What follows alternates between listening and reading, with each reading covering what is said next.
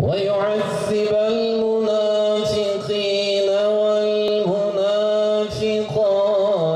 والمشركين والمشركات الظانين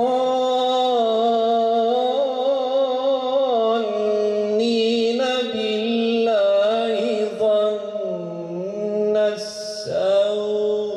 İşin teklif bekliyoruz.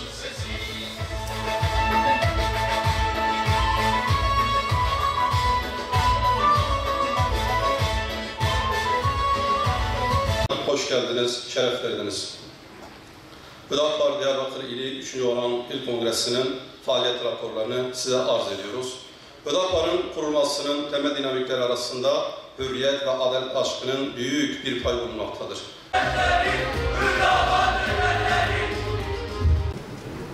Bizleri 3. Kongreye ulaştıran Allah'a hamdolsun.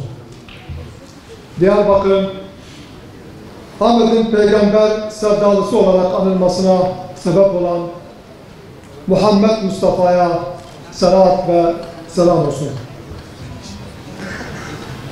Hepinizin malumu olduğu üzere dünya bu yılın başından beri belki de tarihte görülmemiş büyük bir musibet yaşamaktadır. Koronavirüs musibeti. Tüm dünyayı saran bu musibet memleketimizi de şiddetli bir şekilde etkilemektedir.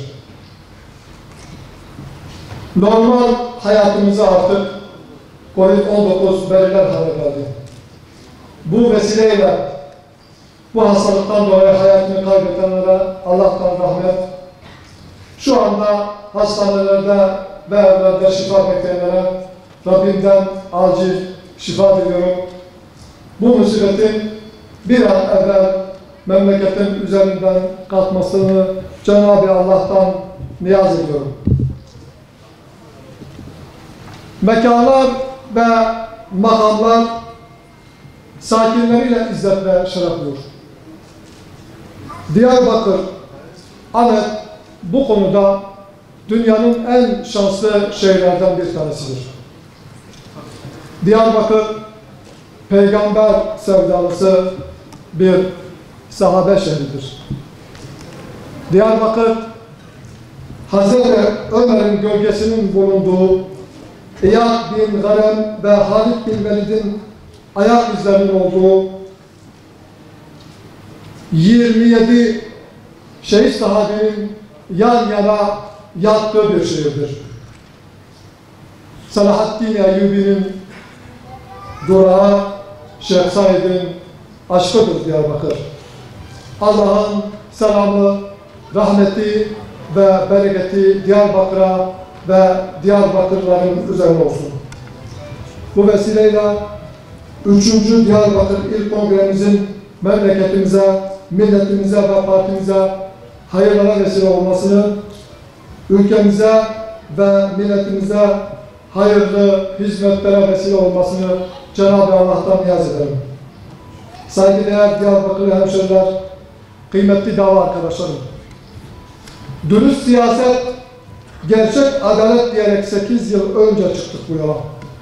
Her işimizde ve duruşumuzda önce insan, öncelik, adalet diyerek bugünlere geldik. İktidara gelmek için her şey meşrudur anlayışının hakim olduğu bir dönemde siyaseti dürüst yapmak, tüm icraatını hakkın ve halkın rızasına uygun bir şekilde yapmak elbette kolay değildir. Biz bu anlayışa müsbet siyaset dedik. Olaylara ve sorunlara çözüm odaklı bakmayı, yıkmayı değil, inşa etmeyi, bozmayı değil, ihya etmeyi, dağıtmayı değil, toplamayı ve birleştirmeyi hedefledik.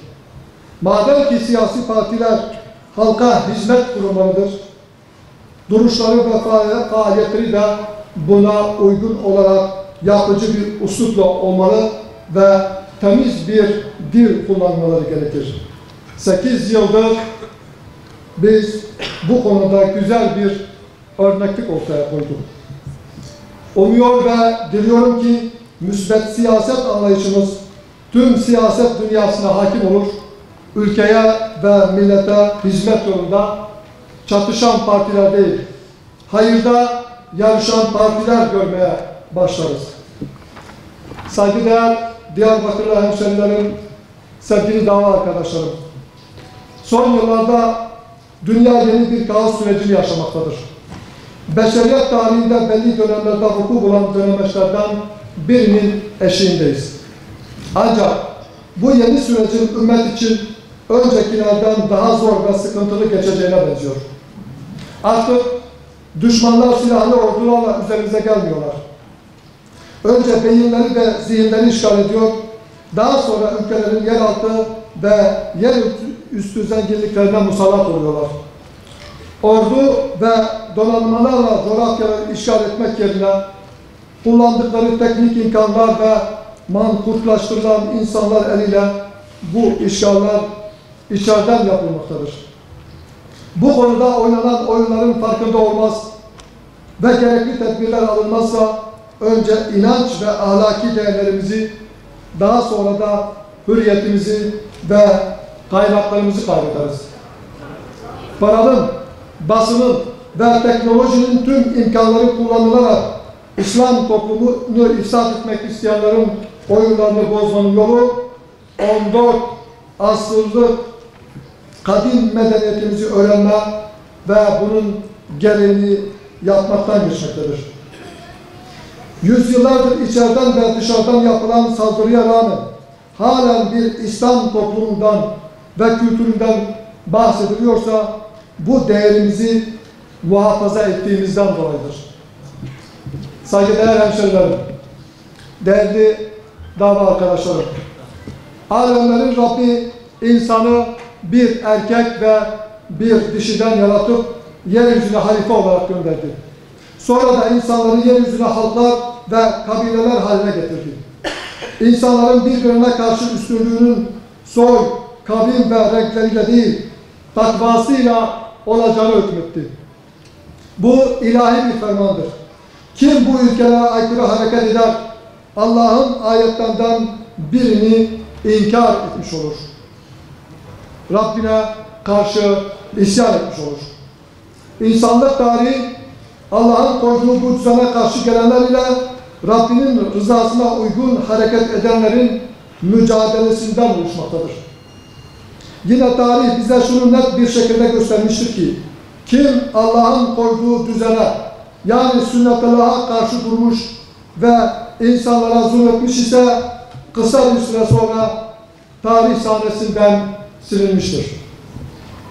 İnsanlara ben sizin Rabbiniz değil miyim diyecek kadar azgınlaşan Nemrutlar, Firavunlar ve Ebu Cehiller bugün lanetlenen aşağılık mahluklar olarak anılırken onlara karşı tevhid ve hak mücadelesi veren Musa, İbrahim ve Muhammed Mustafa, Rabbimin selamı hepsinin üstüne olsun, insanlığın rehberleri ve kurtuluş önderleri olma misyonunu halen devam ettirmektedirler. Tekbir! Allahu Ekber! Tekbir! Allahu Ekber! Tekbir! Allahu Ekber! Bugün peygamberlerin misyonuna sahip çıkılmadığı için ümmet coğrafyasının her tarafından kan, gözyaşı, göç ve yıkımlar yaşanmaktadır. Onlarca yıldır medeniyetimiz ve tarihi misyonumuzdan uzaklaştığımız için kardeşler arasında oluşan sorunlara çözüm getirmek yerine her geçen gün sorunlar daha da içinden çıkılmaz hal almaktadır. Saygıdeğer Diyarbakırlılar, sevgili dava arkadaşlarım, ülkemizde yaşadığımız sorun ve sıkıntılar da inancımızdan ve yüzlerce yıllık medeniyet değerlerimizden uzaklaşmaktan kaynaklanmaktadır. Avrupa kaynaklı milliyetçilik virüsü İslam toplumuna bulaşana kadar ümmet içerisinde halklar dilleriyle eğitim alma ve kültürleriyle yaşaması konusunda bir sorun yaşamamıştır.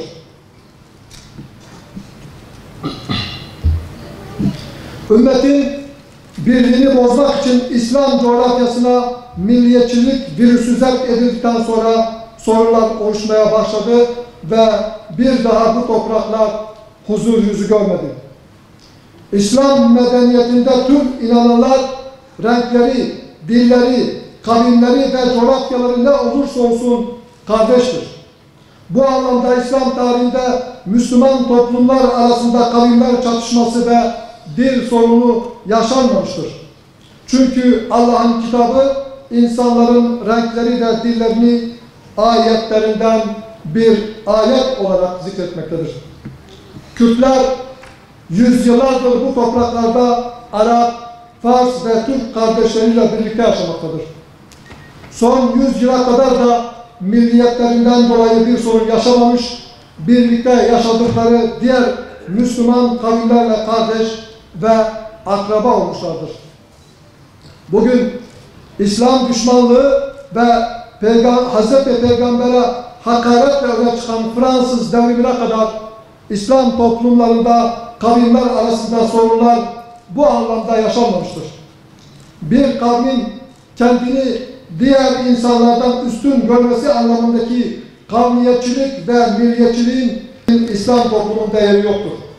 Ancak planlı ve programlı olarak ümmeti bölmek için aramıza sokuldu ve maalesef başarılı da oldular. 100 yıldır aynı senaryolar tekrarlanıp durmaktadır. Bu ülke insan kaynaklarıyla, tarihiyle, coğrafyasıyla, yeraltı ve yerüstü kaynaklarıyla, medeniyetiyle dünyaya yön verebilecek ve önderlik edebilecek potansiyeline rağmen suni sorunlar ve iç kargaşalarla adeta çevresinde esen rüzgarlara göre şekil alan uydu bir ülke haline getirildi. Ülkenin sorun ve sıkıntılarının büyük bir kısmına kaynaklık eden Kürt meselesi adil bir şekilde kardeşlik hukuku çerçevesinde çözülmediği sürece ülkenin rahat ve huzur görmeyeceği artık görülmelidir. Kürtler bu ülkenin iki ana kurucu unsurlarından biridir. Bir kavmin yok sayılmasıyla, kültürünün ve dilinin yasaklanmasıyla yok olmayacağı net bir şekilde ortaya çıkmışken, çok basit olan çözümün hayata geçirilmesi için hiçbir adımın atılmaması düşündürücüdür. Sevgili Diyarbakırlılar, kıymetli dava arkadaşlarım, Kürt meselesinde red ve inkarcı anlayışın terk edilip çözüm arayışlarının konuşulması bile ülkenin sosyal, siyasi ve ekonomik açıdan düzelme trendine girdiğini hep birlikte müşahede ettik. Sorun çözüme kavuşursa hiç şüphesiz yeniden şekillenen dünyada en etkin ülkelerden biri haline gelecektir. Sorunun çözümsüzlüğe doğru gitmesinde elbette dış müdahalelerin etkisi vardır. Bu millet adalet üzerine sorunlarını çözerse kendi huzur ve refahını sağlayacağı gibi bu coğrafyanın kaynaklarına göz diken sömürgeci güçlerin de hedeflerine ulaşmasına engel olacaktır. Bu nedenle kapitalist sömürgeci güçler yapay aykırılıklar ve ihtilaflarla bizi çatıştırarak uğraştırmaktadırlar. Oynanan bu oyunları görmez. Buna karşı inanç ve kardeşlik bağlarımızı güçlendirmezsek gücümüz gider, düzenimiz bozulur ve birliğimiz dağılır. Vatandaşların önemli bir kısmının en temel insani haklarının vatanseverlik ve milliyetçilik kisvesi altında ellerinden alınması ancak bir akıl tutulması ile izah edilebilir. Aksine farklı dil ve kültürlerin oluşturduğu devletlerin daha güçlü ve uzun yaşadığı tarihi bir gerçektir. Vatandaşların temel insani haklarından mahrum edilmesi bölücülüktür, yıkıcılıktır. 600 yıllık Osmanlı İmparatorluğu'nu yıkan da bu zihniyetti. Kürt meselesinin çözümü için vakit geç değildir. Sorunun çözümü basittir. Bir iradenin ortaya konulması yeterlidir. 8 yıl önce parti programında bunu net bir şekilde ifade etmiştik. Türkiye Cumhuriyeti Devleti'ne vatandaşlık bağıyla bağlı olan herkesin Türk olduğu nitelenmesinden vazgeçilerek Kürtlerin varlığı anayasal olarak tanınmalı, Türkler ve Kürtler ülkenin asli kurucu halkları olarak kabul edilmelidir. Sevgili Diyarbakır hemşehrilerim, onlarca yıllık sorunların bir anda hal olması elbette mümkün değil. Sorunların siyasi, ekonomik, eğitim ve sosyal boyutlarının hal edilmesi bir süreç işidir. Ama bu konuda bir iradenin ortaya konulması ülkeye bir huzur ve güven havası getirecek, sıkıntılar daha kolay çözülme imkanı verecektir. Küresel emperyalist güçler bozulan sistemlerini yeniden kurmak, yeni bir düzen hedefliyorlar. Tasarladıkları dünyayı yeniden dizayn etmek için İslam ülkelerini parçalamak, ümmeti oluşturan toplumların bölmek ve çatıştırmak istiyorlar. Bunu engellemenin yolu ümmetin iç sorunlarının İslam adaleti ve kardeşlik hukuku çerçevesinde çözülmesidir. Bu yapılırsa küresel emperyalizmin müdahalesine de fırsat verilmemiş olacaktır. Bugün emperyalizmin coğrafyamızdaki en büyük argümanı Kürtler ve Kürt meselesidir. Bu sorunu tarihimizden ve inancımızdan gelen deneyimlerle çözersek onların heveslerini de kursaklarında bırakmış oluruz. Sevgili Diyarbakır hemşehrilerim, oynanan oyunlardan biri de İslam toplumlarını inançlarından ve kültürlerinden ayırmaktır. Zira yüzyıllardır siyasi, ekonomik ve askeri olarak batıya oranla geri kalmışlığına rağmen İslam toplumları inançları ve oluşturdukları sağlam aile bağları nedeniyle küresel sermayenin istediği toplum haline gelmedi. Ancak teknolojik imkanlar ve toplum mühendisliğiyle İslam toplumunu özellikle genç nesli inancından, kültüründen ve geleneklerinden ayırmak için büyük proje ve programlar devreye sokulmaktadır. Başını Fransa'nın çektiği İslam'a, İslami değerlere ve İslam'ın kutsallarına yapılan saldırılar bu plan ve programların bir parçasıdır. İslam'ın kutsallarına saldırılar yapılarak İslam toplumlarının sinir uçlarına dokunulmaktadır. Böylece inançlarına ve kutsallarına yapılan hakarete karşı bile duyarsız bir Müslüman şahsiyet oluşturmak istiyorlar. Bu hakaretler yıllar önce hesabı yapılmış ve altyapısı oluşturulmuş saldırılardır. Müslümanlar bu hakareti hiçbir şekilde kabul etmemelidir. Bu saldırıya karşı çaresiz de değiliz. 2 milyara yakın bir İslam toplumu var.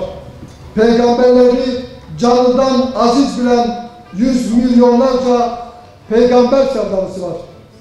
Bugün 2 milyara yaklaşan nüfusuyla Müslümanların sadece Fransız mallarını boykot etmesi bile yapılan bu küstahlıktan vazgeçmesine yetecektir. Bir daha bu alçaklığa hiç kimsenin cüret etmemesi için İslam ülkeleri Fransa ile diplomatik, askeri, siyasi ve ekonomik ilişkilerini derhal askıya almalıdır. Tarihte buna benzer tepkilerin olduğunu da unutmayalım. Sevgili Diyarbakırlar, bugün yaşanan ekonomik krizin kaynağı faizli kapitalist sistemdir. Faiz bütün ekonomik sıkıntıların kaynağıdır. Faize dayalı ekonomik sistem devam ettiği sürece bu sıkıntılar bitmeyecektir. 100 yıla yakın bir süreden beri bunu tecrübe ediyoruz. Yürütülebilir olmadığı anlaşılan bu modelden bir an önce vazgeçip insanı merkeze alan, insan fıtratına uygun, faizsiz ekonomik modele, yani İslam iktisat modeline geçilmelidir. Hiçbir emek harcamadan, paradan para kazananları desteklemek yerine emek harcayan, üreten ve yeni istihdam oluşturan üretici teşvik edilmeli, bölgeler arasındaki kalkınmışlık farkları kaldırılmalıdır. Onlarca yıldır Doğu ve Güneydoğu bölgeleri ülke ekonomisinden alması gereken payı alamamaktadır. Bölgeler arasındaki kalkınmışlık farklarını azaltmak için gerekli tedbirler alınmalı ve uygun teşviklerle bölge ekonomisi canlandırılmalıdır. Bölgemiz iklim ve coğrafi olarak tarım ve hayvancılık sektöründe çok elverişli bir konumda bulunmaktadır. Ancak boşaltılan köyler, yanlış teşvikler ve uygulamalar nedeniyle bu değerlerimizden yeterince istifade edemiyoruz. Tarla ve meralarımız da gerektiği gibi kullanılamıyor. Gerek sanayi, gerekse tarım ürünleri açısından dışa bağımlılıktan kurtulmanın yolu, sahip olunan imkanların sonuna kadar kullanılmasından geçer. Bulunduğumuz bölge, coğrafi ve iklim şartları bakımından ülkenin stratejik ihtiyaçlarının önemli bir kısmını karşılayabilecek potansiyele sahiptir. Koronavirüs salgını stratejik gıda ürünlerinin bu ülke için ne kadar önemli olduğunu net bir şekilde ortaya koymuştur. Bu musibetten gerekli dersleri çıkararak stratejik öneme sahip ürün, mal ve hizmetlerin üretilmesi yeterince teşvik edilmelidir. Hayatın her alanında ihtiyaç duyulan mal ve hizmetleri yerli imkanlarla üretebilmek için gerekli tedbirler alınmalıdır. Sevgili hemşehrilerim, toplumları ifsad etme ve ülkeleri ele geçirmenin en etkili yolu inanç ve ahlaki değerleri yok etmek ve işlevsiz hale getirmektir. Bizim en önemli değerlerimizden biri aile kurumumuzdur.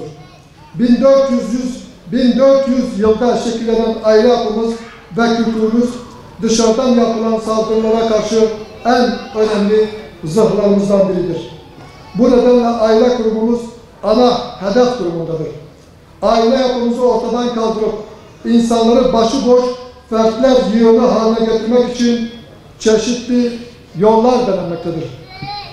İstanbul Sözleşmesi ve buna dayanarak çıkartılan yasalar aile yapımızı yok etmek, sapıklığı ve sapkın ilişkileri meşrulaştırmak ve normalleştirmek isteyen çalışmalardan biridir. Bugün Avrupa ülkeleri bile toplumsal düzeni ve aile yapılarını bozduğu gerekçesiyle bu sözleşmeden çekilmek için faaliyete geçmiş bulunmaktadırlar. Ama bir İslam toplumunun bu sözleşmeye bağlılıkta ısrar etmesini anlamak mümkün değildir. Sözleşmenin verdiği zarar geri dönülmez bir raddeye gelmeden önce bu sözleşmedeki imza geri çekilmeli ve halkımızın gelenek, görenek ve inancına uygun yasalarla bu alanda meydana gelen ifsadın önüne geçilmelidir. Aile kurumuna yapılan saldırılardan biri de genç evliliklerin yasaklanması ve ağır cezai yaptırımlara bağlanmasıdır. Toplumun inanç ve geleneklerine uygun bir şekilde karşılıklı rıza ile yuva kuran binlerce erkek, cinsel istismar gibi aşağılayıcı bir suçlamayla cezaevinde bulunmaktadır.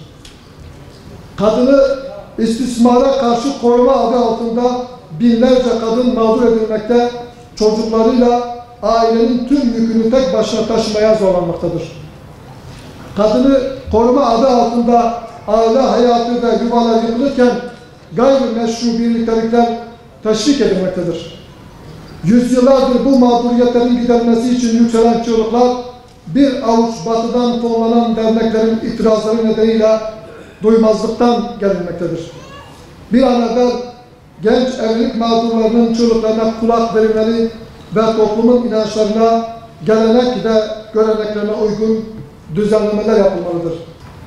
8 yıldır sorun ve sıkıntılardan kurtulmanın, huzur ve güven ortamının oluşturmanın, insanı merkeze alan ve adaleti önceleyen anlayışla mümkün olacağını dile getiriyoruz.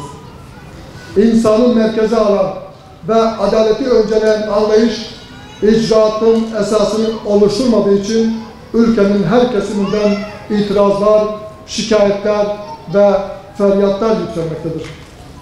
İnsanın merkeze almayan devlet uygulamaları nedeniyle özgürlük ve güvenlik dengesinde her gün denge biraz daha güvenlikçi uygulamalara doğru gitmektedir. Mesken masumiyeti kavramı neredeyse hukuk dünyasından çıkmış bulunmaktadır. İfadeye çağrıldığında istenen yere gelecek olan kadınların gözaltına almak için gece yarıları onlarca polis kapılarını zorlayarak evlerine girmekte, küçücük çocukların yıllarca sürecek psikolojik travma yaşamalarına neden olunmaktadır. Masumiyet karinesi rafa kaldırılmış durumdadır. İnsanlar mahkemelerden beraat kararı aldıkları halde emek verdikleri, ekmek yedikleri kurumlardan ihraç edilmektedir. Yıllarca büyük emek ve hayallerle alınan diplomalar ve sınavlardan alınan derecelere rağmen gençler mülakat adı altında elenerek açığa ve yokluğa mahkum edilmektedir. Ehliyet ve liyakat devlet kurumlarında en önemli ölçü olması gerekirken tarafkirlik ve yakınlık kadrolaşmada tek ölçü haline almıştır. Hükümet edenlere yakınlığından başka bir özelliği olmayan insanlar hak etmedikleri ve hakkını veremedikleri makamlara gelmektedir. İnsanlık tarihinin en kadim ilkelerinden biri olan suç ve cezanın şahsiliği ilkesi, güvenlik soruşturması adı altında yerle yeksan edilmekte, insanlarımız uzak akrabalarının işlediği iddia edilen suçlar nedeniyle kolektif cezalandırılmaya tabi olmaktadır. KHK uygulamaları nedeniyle yüz binlerce aile, milyonlarca insan mağdur durumdadır. Ülkesini ve halkını küresel emperyalist güçlere satmaya çalışanlar yurt dışına kaçtılar. Buralarda ifsat hareketlerine ve efendilerine hizmet etmeye devam ediyorlar. Ama örgütün ibadet katmanını oluşturan ve ülkeye hizmet ettiğini düşünerek faaliyetlerine katılanlar cezaevinde ömür geçirmeye veya aç ve açıkta kalmaya mahkum edilmektedirler.